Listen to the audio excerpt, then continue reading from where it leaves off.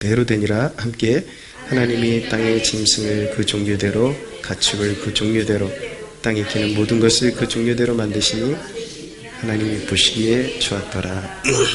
아멘. 네, 오늘 함장로님 참 보기가 멋집니다.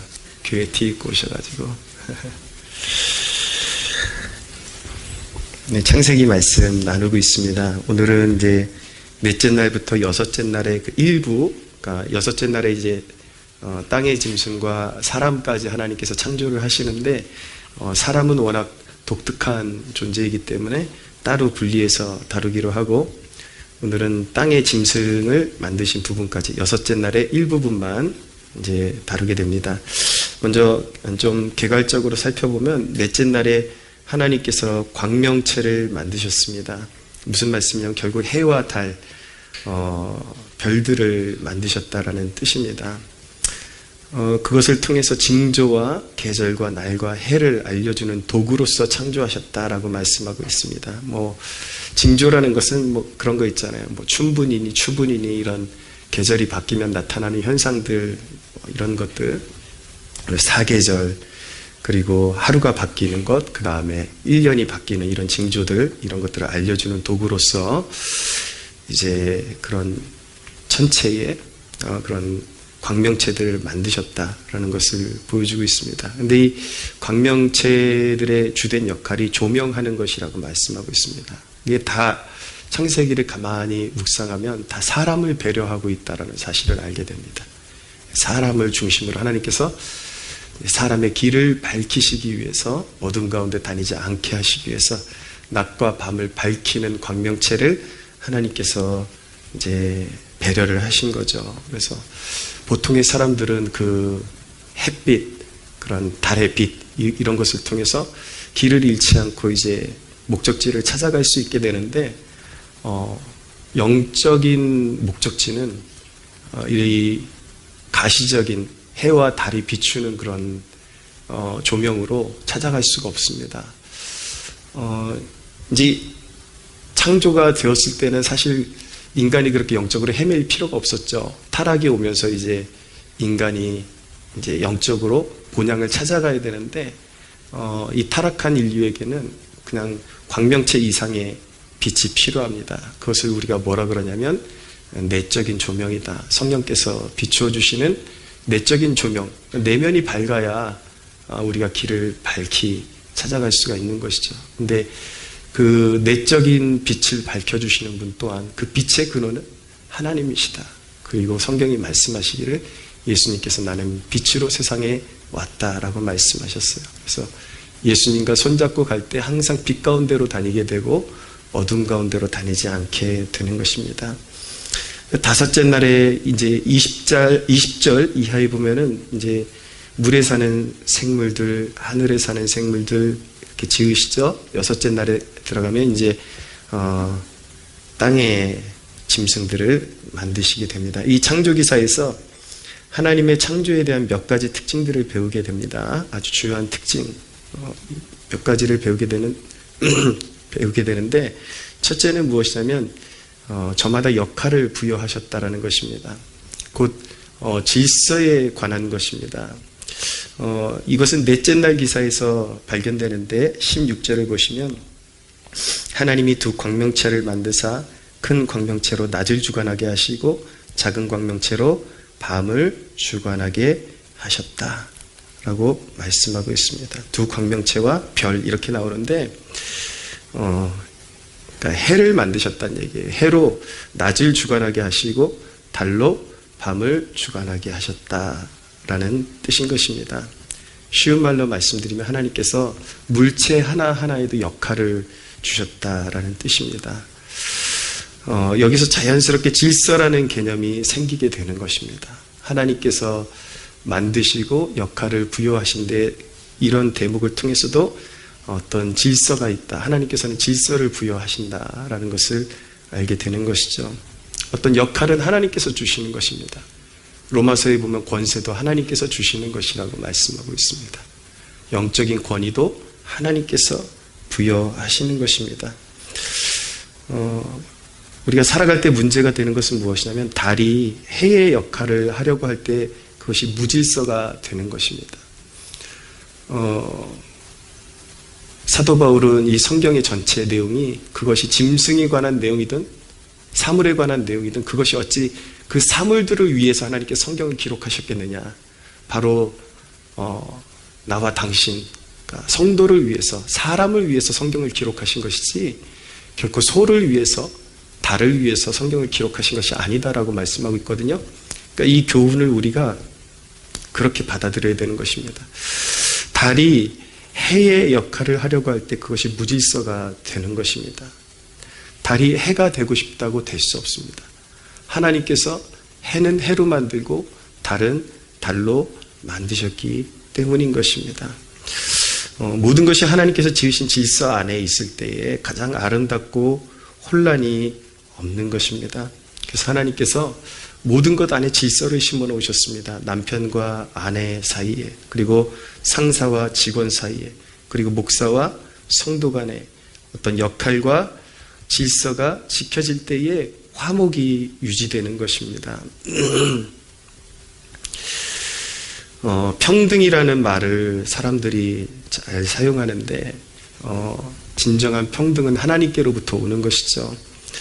그런데 그 평등의 의미는 존재의 가치에 있어서 동일하게 존귀하다라는 뜻이지 역할의 해체를 뜻하는 것은 아닙니다. 해와 달이 하나님께서 다 지어놓고 보기에 참 좋으셨다라고 말씀하셨죠. 둘 다 귀하다라는 뜻입니다. 둘 다 존재론적으로 귀하지만 해가 달이 될 수 없고 달이 해가 될 수 없다라는 뜻입니다. 존귀하다라는 것이, 둘 다 존귀하다라는 것이 역할을 바꿀 수 있다라는 뜻이 아니라 질서를 바꿀 수 있다라는 뜻이 아닙니다. 해가 낮을 주관해야 되고 달이 밤을 주관해야 질서에 맞는 것이고 창조의 원리에 맞게 되는 것입니다.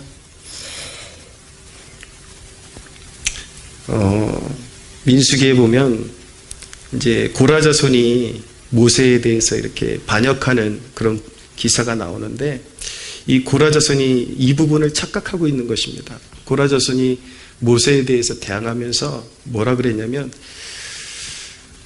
하나님께서 당신하고만 말씀하셨느냐, 우리하고도 말씀하시지 않느냐, 우리하고도 대화하시는데 당신이나 우리나 무엇이 다르길래, 저 아론의 자손과 우리가 무엇이 다르길래 저들은 거룩한 제사장의 직분을 행할 수 있고 우리는 그냥 성전에서 이렇게 서포트하는 그런 역할을 감당해야 하느냐, 그렇게 이제 반문을 하고 거기에 대해서 불평을 가지고 이제 반기를 들고 모세에게 반기를 든 것입니다.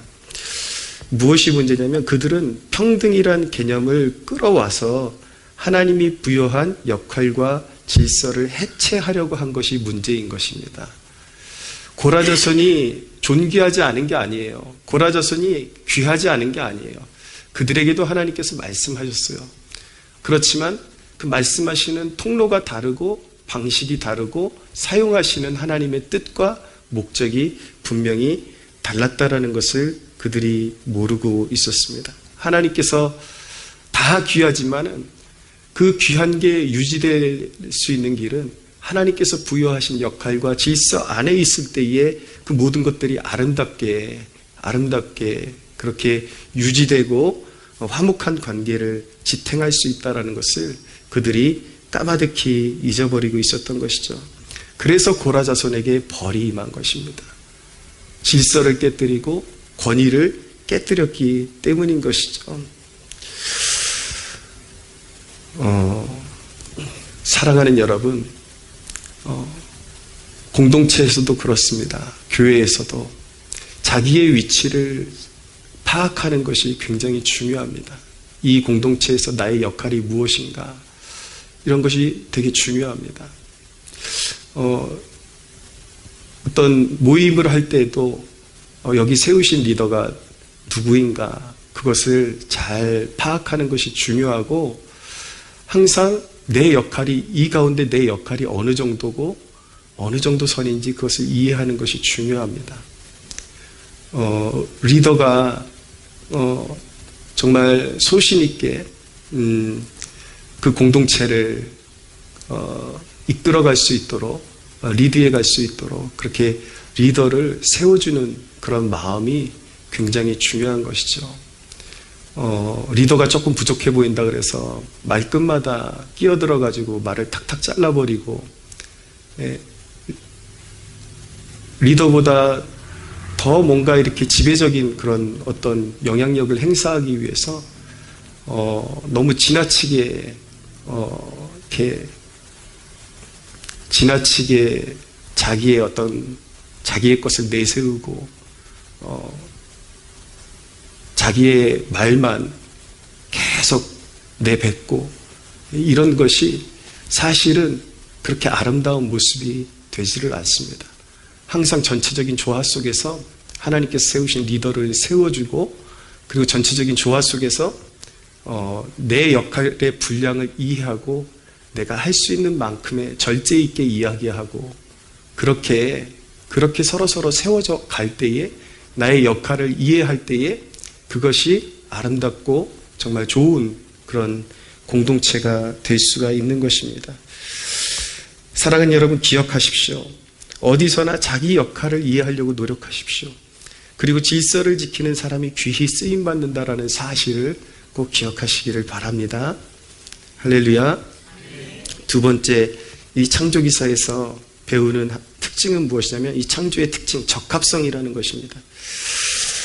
하나님이 만드신 환경에 아주 적합하게 피조물들을 창조하셨어요. 다섯째 날 기사가 이제 20절 이하에 나타나는데, 쉽게 설명드리면 이제 물에 사는 생물들, 그리고 하늘에 사는 생명체들을 하나님께서 만드십니다.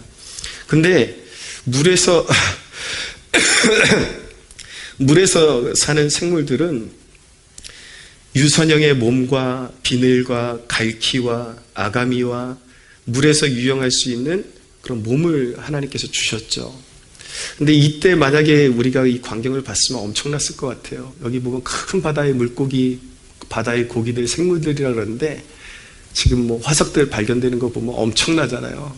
최초에 하나님께서 만들어 놓으셨던 그 바다의 그 생물들, 하늘의 생물들은 우리가 상상하는 것 이상으로 어마어마하게 큰 규모들이 참 많았다라는 것을 알게 됩니다. 그래서 하나님께서는 물에 사는 생물들은 그 물에서 마음껏 유영하며 자유를 누릴 수 있는 그런 몸을 주시죠. 하늘의 생물들에게는 창공을 나는데 필요한 가벼운 골격과 깃털과 날개를 주셨습니다. 물고기는 바다에서 능숙하고 새는 하늘에서 아주 적합하게 지어졌습니다. 여러분, 하나님께서 우리 한 사람 한 사람을 신중하게 어느 것에 더 특출나도록 지으셨습니다. 다 똑같지 않습니다. 한 사람 한 사람 보면 너무나도 특출나게 지어진 면이 있는데, 이제 그 특출난 면이 이제 발휘가 되려면 자기의 어떤 야들을 만나야 되는 거죠. 하나님께서 이제 형성해 주시는. 근데 그게 이제 하나님이 사람에겐 특별히 아무 때나 활개치도록 만들어 놓은 것이 아니라, 훈련을 통해서 하나님께서 훈련을 늘 이렇게 통해서 성숙해 가도록 그렇게 하나님께서 작정해 놓으셨기 때문에, 때때로 이렇게 나의 어떤 장점이 잘 발휘되지 못하는 환경 속에 있을 때가 있어요. 그러면 내 자신이 아무것도 아닌 것 같이 느껴지고, 자괴감이 느껴지고, 자꾸 비교의식이 생겨나게 되는 거죠. 근데 그런 것 아닙니다. 하나님께서 여러분들 한 사람 한 사람을 너무나도 독특하게, 어떤 분야에 분명하게 탁월하게 여러분들이 자유하게 헤엄칠 수 있는 그런 달란트들을 여러분들에게 주셨다라는 것이죠. 지난 그 주일에 이렇게 모셨던 제 청년 시절의 은사 목사님하고 이렇게 식사를 하는데, 저는 그날 사실은 입마개를 하고 아무것도 먹지를 못했습니다. 뭐 제가 막 속에서 막 넘어올라 그래가지고 뭐 음식물만 들어가려 그러면 또 막 기침하면 민폐가 되고 그러니까 그냥 마스크 끼고 계속 이제 몸이 너무 안 따라주니까 사실 그 자리에도 제가 가기가 너무 버거웠는데, 또 어른들 모셔놓고 안 갈 수도 없고 그래서 가서 이제 식사할 때까지 이렇게 모시고 있었는데 그래도 뭔 얘기는 해야 되잖아요. 뭔 얘기거리는 있어야 되는데 마음속에 우리 지체들 한 사람 한 사람 막 자랑하고 싶은 거예요. 막 이 사람은 이거 잘하고 저 사람은 저거 잘하고 얘기하고 싶은데 너무 한 사람 한 사람이 너무 귀한 거죠. 근데 그게 또 목회자들끼리 또 뭐 제가 그렇게 뭐 큰 목회하는 것도 아니고 또 어른 보기에 이렇게 쓸데없는 자랑질하는 것 같이 보일까봐 입 꾹 다물고 그러고 있었는데 진짜 이렇게 한 사람 한 사람 보면 너무 귀해요. 너무 저 사람 어떻게 저 분야에서 저렇게 잘할까 너무 귀하고 어디 가면 꼭 자랑하고 싶고 그런 지체들이 우리 교우들입니다.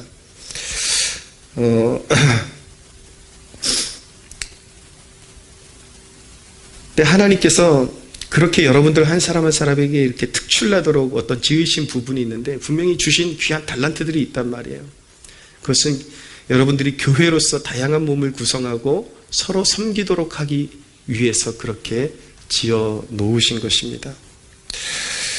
하나님께서 저마다 지으신 목적과 뜻이 있다는 것을 알면 열등감을 극복할 수 있습니다.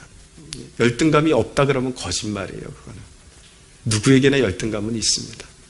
좀 크기의 느낌의 차이는 있을지 모르겠지만 근데 그 열등감이 오는 이유는 자꾸 비교하기 때문이고 나랑 내가 하나님께서 나에게 주지 않으신 것을 보면서 시기하고 질투가 일어나기 때문에 자꾸 마음이 어렵고 열등감이 생기는 거예요. 근데 왜 하나님께서 주지 않으셨을까? 그것은 나에게만 주신 것이 있기 때문에 나에게만 주신 것이 있기 때문에 또 다른 사람이 가지고 있는 것을 내가 가지고 있지 않은 것입니다. 그것은 무슨 의미냐면은 서로가 필요하게끔 지어놓으셨다라는 것입니다. 어떤 부분에 있어서는 이 사람이 굉장히 역할을 할 때가 있고 어떤 부분에 있어서는 이 사람이 더 역할을 할 때가 있는데 그거 가지고 시기하고 열등감을 느낄 이유가 없다라는 것입니다. 그게 쉽지는 않지만 그러나 우리 한 사람 한 사람을 하나님께서 분명하게 실수가 없으시게 너무나도 적합하게 어떤 환경에 너무나도 적합하게 어떤 환경에만 가면 날개를 핀 것처럼 그렇게 날 수 있는 사람으로 지어졌다라는 것을 깨닫게 되면은 그 열등감을 우리는 벗어버릴 수 있는 축복을 누리게 될 것입니다. 할렐루야. 22절에 보면은 하나님이 그들에게 복을 주시며 이르시되 생육하고 번성하여 여러 바닷물에 충만하라 새들도 땅에 번성하라 하시니라. 하나님이 이 생물들에게 복을 주셨습니다. 그 결과가 무엇이냐면 생육하고 번성하는 것이었습니다.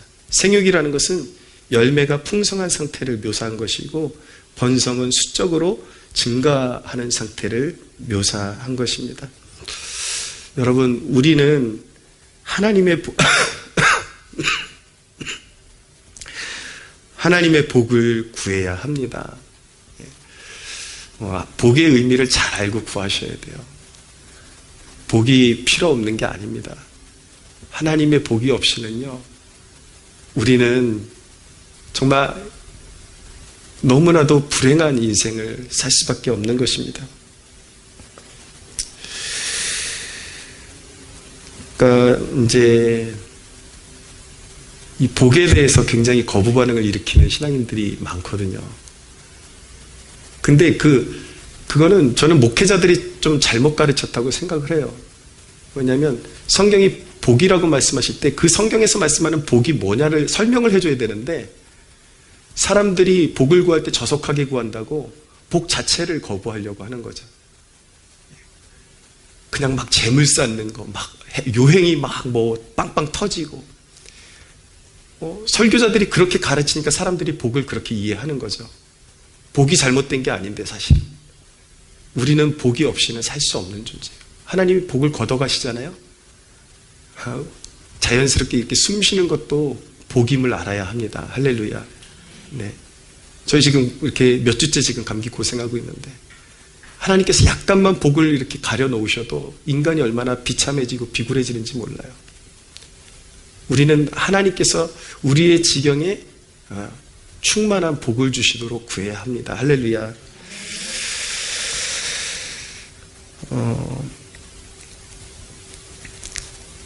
우리 한 사람 한 사람이 나를 향한 하나님의 뜻이 있다라는 건강한 자아 가운데 한 사람 한 사람 굳건히 서는 게 공동체적으로 누릴 수 있는 복인 것입니다.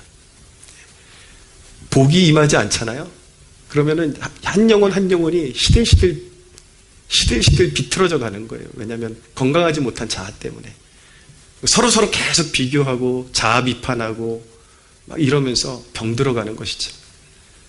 근데 우리를 향하신 창조의 섭리를 기억하고 목적을 기억하고 나를 부르신 목적과 뜻, 나를 하나님께서 만드신 특별한 목적이 있다라는 거. 그래서 하나님의 복을 구해서 내 영혼이 전인적으로 성장하기를 원하고 내 이웃, 내 주변에 있는 같은 동역자들이 그런 복 가운데서 같이 성장하기를 원하는 그 마음을 하나님께서 원하시는 것입니다. 그래서 공동체적인 복을 구하고 우리 한 사람 한 사람도 시들어서 떨어지는 그런 알갱이가 되어서는 안 되고 주님의 밭에 무르익어가는 포도나무처럼 연그러 가야 하는 것입니다. 그것이 복입니다. 할렐루야. 저는 우리 교우들 가운데 한 사람도 잘못된 자화상 때문에 병들어가고 시들어가고 떨어지는 영혼이 없이 한 사람 한 사람이 정말 당도가 깊은 그런 열매로 익어가는 축복이 있게 되기를 소원합니다. 사랑하는 여러분, 비교하는 것보다 축복하기를 기뻐하십시오. 어떤 사람이 뭐가 도드라지고 오늘 뭔가 잘했어요. 그러면 축하도 해주고 싶지만 뭔가 좀 속이 쓰려오죠. 나는 왜 저런 거 못할까? 그렇게 하는 것이 아니라 진짜 축복해 주는 것입니다. 하나님이 오늘 내 동역자를 사용하셨구나. 멋지게 사용하셨구나. 너무 대견하다. 하나님, 오히려 소원함이 되죠. 하나님, 저도 정말 우리 교우들 가운데 필요한 부분이 있다면 그때 그렇게 나를 기꺼이 내드리고 귀히 쓰임받을 수 있도록 나를 그렇게 성장시켜 주십시오. 그래서 그 축복이 서로 축복할 때에 그것이 사실 나를 건강하게 하고 견실하게 해주는 것입니다. 남을 축복하면 내가 건강해집니다. 할렐루야. 세 번째로 이 창조기사의 특징은 무엇이냐면 하나님의 창조는 놀랍도록 정확하다라는 것입니다. 24절부터 여섯째 날 기사가 나타나는데, 자, 하나님께서 땅의 생물들을 지으셨어요. 땅의 동물, 가축, 기는 것, 짐승, 종류대로. 근데 여기 이제 계속 반복되는 어떤 특이한 단어가 있지 않습니까, 여러분? 가만히 보시면은 그 종류대로, 그것이 사실은 그 이전 구절부터 계속 무한 반복됩니다. 식물을 창조하실 때부터 그 종류대로. 하나님께서 왜 이런 단어를 계속 반복하고 계시는 것일까요? 하나님께서는 이렇게 말씀하시는 듯 합니다. 잘 들어보세요. 어느 날부터 타락한 인류가 인간이 원숭이가 진화한 것이라고 가르칠 거야. 나의 백성아, 똑똑히 보아라. 나는 실수하지 않는다. 나는 정확히 그 모든 것을 종류대로 지었고 오직 인간만은 나의 형상으로 특별히 지었단다. 이 메시지를 전달하고 있는 거예요, 지금. 그 종류대로. 훗날에 가면 멍청한 인간들이 진화론을 믿고 이 존귀한 하나님의 형상을 원숭이 자식이라고 그렇게 이제 말하기 시작한다. 하나님께서 속지 말아라. 내가 실수가 없다. 정확하게 지었다. 사람은 사람일 뿐이다. 할렐루야. 진화론이 바로 그렇기 때문에 인간이 동물의 후손이라 그러니까 그게 유물론의 시작이잖아요. 영혼이 없는 존재, 물건 덩어리. 그러니까 이 유물론에 빠진 그런 사관을 가진 세계에서는 인간에 대한 존엄성이 없는 것입니다. 막 잡아다 죽이고 그냥 가차없이 팔아버리고 인간을 짐승 취급하는 것이죠. 이것은 하나님 나라의 가치관과 완전히 배척되는 마귀의 사상인 것입니다. 사랑하는 여러분, 오직 하나님을 알 때만이 인간의 존귀한 위치를 깨닫고 회복할 수 있게 되는 것입니다.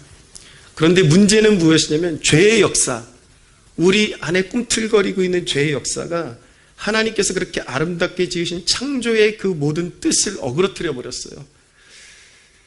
우리에게 있는 역할을, 그 죄의 역사가, 우리 안의 역사가 그 우리가 해야 하는 역할을 깨트리고 있고, 내가 무엇을 해야 되는지, 존재인지를 깨트리고, 그리고 늘 의심과 열등감에 시달리게 하고, 거룩함과 의로움으로 지어진 인간이 동물적인 감각으로 살게 하는 거예요.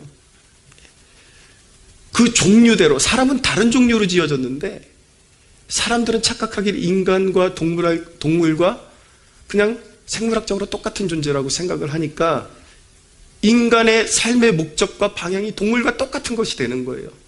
먹고 착취하고 집 밟고 이런 모양이 되는 것이죠. 여러분, 내가 내 역할을 알고 참고 기다리면 하나님께서 또 나를 사용하시는 그런 시즌이 오는데, 왜 나는 그렇게 고통받아야만 하는 것이고, 그렇게 질투가 많은 것이고, 그렇게 또한 누구를 이기지 못하면 열등감에 시달려야만 하는가? 그것이 아직 내 안에 남아있는 그 죄성이 그 안에서 자꾸 고개를 들려고 하기 때문인 것입니다. 근데 이걸 깨뜨릴 수 있는 힘이 있는데 오직 예수 그리스도의 보혈 외에는 없습니다. 할렐루야. 여러분, 예수님 믿고 예수님의 그 권능을 활용할 줄 아셔야 돼요. 그냥 예수님 믿으니까 저절로 그 모든 것이 없어지는 것이 아니라 그 십자가의 권세를 활용하는 법을 배우셔야 하는 것입니다. 그런 모든 나의 몹쓸 자아들, 깨어지지 못하는 자아들을 어떻게 이길 수 있는가? 십자가의 공로를 의지해서 나의 교만과 의심, 그 불신을 씻어주시기를 회개해야 하는 것입니다. 그런 마음의 고통에 시달릴 때에 자기 의를 내세우는 것이 아니라 거꾸로 가야 되는 거예요. 하나님, 오늘도 내 교만이 고개를 들었습니다. 용서해 주십시오. 의심이 떠나지를 않고 있습니다. 나는 여전히 불신의 존재입니다. 그러나 나는 주님 소원합니다. 나의 이런 더러운 찌꺼기들이 씻겨져 내려가고 오직 내 안에 하나님의 말씀이 채워지게 하여 주옵소서. 할렐루야. 그런 더러운 것들은 회개를 통해서 자꾸 씻어내고 말씀으로 채워갈 때에 진정한 구원받은 하나님의 자녀로서의 정체성과 자아가 새겨지게 되는 것입니다. 분명해지게 되는 것입니다. 그리고 원래 창조 목적에 합당한 존재로 날마다 새로워지게 되는 것이죠. 주님이 원래 지었던 목적에서 산산이 깨어졌던 여러분을 그리스도의 십자가의 은혜로, 여러분들이 믿는 자들일진데 그 십자가의 은혜로 여러분들을 복원시켜 주셨습니다. 할렐루야. 정체성을 분명히 하십시오. 여러분들은 이미 복원되었습니다.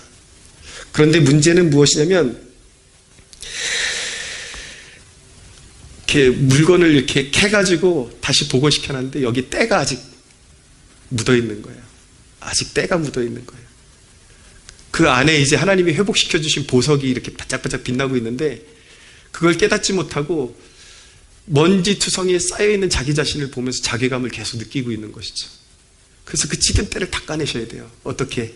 세상의 비누로도 할 수 없고, 세제로도 할 수 없고, 내 자아로도 할 수 없고, 인간의 노력으로도 할 수 없고, 회개를 통해서 주님의 보혈로 닦아내야 하는 것입니다. 할렐루야. 회개하면 닦여집니다. 회개하면 더러운 찌꺼기들이 벗어집니다. 그러면 그때 이렇게 문지르다 보면은 뭐가 반짝반짝반짝 하면서 이제 건강한 내 자아가 올라오게 되는 것입니다. 그래서 내 숨겨진 그것을 닦아내다 보니까 내 안에 숨겨진 보석이 발견되는 것이죠. 하나님이 아름다운 역할을 나에게 주셨고 아주 적합하게 어느 분야에 있어서 날개를 달고 비상할 수 있는 능력을 주셨고, 그리고 놀라운 목적을 위해서 이 땅 가운데 방탕하며 술 취하며 그렇게 음란하고 방탕하고 세상의 속된 문화를 추종하며 살아가는 존재가 아니라 그냥 먹고 사는 그런 속물이 아니라 거룩한 하나님 나라의 그런 놀라운 목적을 위해서 나를 지으신, 내가 그런 존재구나 라는 것을 비로소 바라볼 수 있게 되는 것입니다. 사랑하는 여러분, 오늘 이 밤에 기도의 자리로 나아갈 때에 회개의 자리로, 깊은 회개의 자리로 나가십시오. 그리고 묵은 때를 씻어버리고, 변명 없이 씻어버리고, 하나님께서 여러분들에게 원래 창조 때에 허락하셨던 그 놀라운 역할과 여러분들의 지위와 여러분들의 아름다운 그런 원래 그런 모습들, 여러분들의 건강한 자아를 발견하고 회복하는 그런 복된 시간 되기를 주 예수의 이름으로 축원합니다. 하나님께 영광의 박수 올려